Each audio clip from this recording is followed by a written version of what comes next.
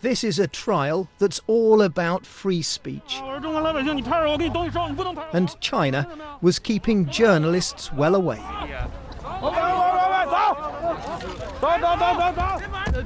But this was forceful even by China's usual standards for press access.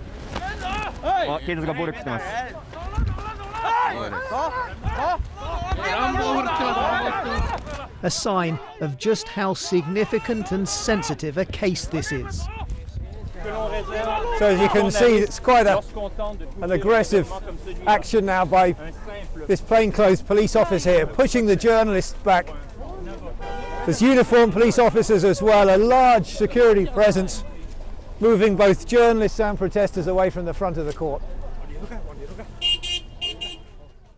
Pu Zhiqiang has long been one of China's best-known lawyers and a staunch defender of human rights.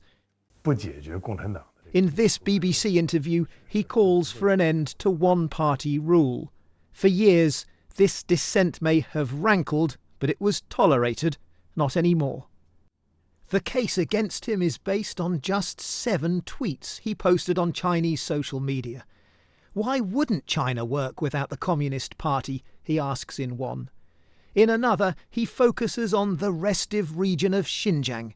If it belongs to China, he asks, then don't treat it as a colony. Mildly irreverent, perhaps, but a crime?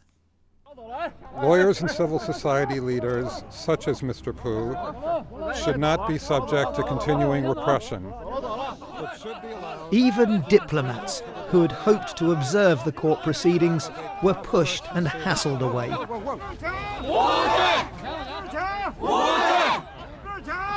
Supporters and friends of Pu Zhiqiang received even shorter shrift. This trial and the scenes surrounding it will do nothing to dispel fears that human rights in China are in sharp decline. John Sudworth, BBC News, Beijing.